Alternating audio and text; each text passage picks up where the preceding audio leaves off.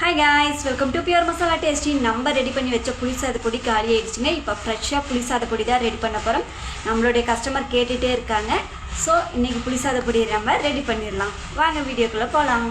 புளிசாத பொடி காலியாகி 3 மாதம் ஆகுதுங்க. நிறைய கஸ்டமர் கேட்டுகிட்டே இருக்காங்க. பட் இதை செய்கிறது அவ்வளோ ஈஸி இல்லை. ஏன்னு கேட்டிங்கன்னா இதுக்கு 2 விஷயம் ரொம்ப முக்கியம். என்னன்னு கேட்டிங்கன்னா ஒன்று நல்ல வெயில் வேணுங்க, அடுத்ததாக அரைக்கிறது. இது 2ம் ரொம்ப ரொம்ப முக்கியம்.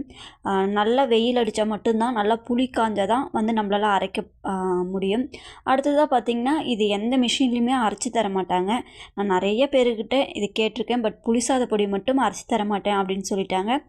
நான் அதனால் நம்ம வீட்டு மிக்சியில் தான் அரைப்பேன். அப்படி அரைக்கும்போது பார்த்திங்கன்னா மிக்சி பிளேடு சீக்கிரமாகவே லூஸ் ஆகிடும். அதனால் மிக்சிலையும் பிரச்சனை. அதனாலேயே இதை ரொம்ப நாளாக விட்டுட்டேன். சரி ஓகே இது வேணாம் அப்படின்னு விட்டுட்டேன். பட் கஸ்டமர் கேட்டுகிட்டே இருக்கிறதுனால சரி ஓகே இந்த ஒரு டைமும் நம்ம செய்யலாம், அடுத்த டைமுக்குள்ளே இதுக்குன்னு ஏதாவது ஒரு மிஷின் ரெடி பண்ணிடலாம், அப்படி இல்லைனா புளிசாத பொடியை விட்டுட்டு புளிசாத குழம்பு மாதிரி ரெடி பண்ணிடலாம் அப்படின்ட்டு தாங்க இன்றைக்கி நான் புளிசாத பொடியை ரெடி பண்ணிகிட்ருக்கேன்.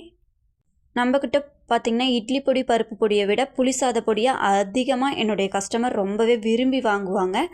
நிறைய பேர் கேட்டுகிட்டே இருந்தாங்க. நான் இன்றைக்கி தான் ரெடி பண்ணுறேன். முதல்ல நம்ம கொத்தமல்லி, சீரக மிளகு, வெந்தயம், பெருங்காயம் வறுத்தோம் இல்லைங்களா, அதை தனியாக ஒரு தட்டில் நான் காய வச்சுருவேன். இந்த புளியை மட்டும் நல்லா ஒரு 2-3 நாள் நல்ல வெயிலில் காய வைப்பேங்க.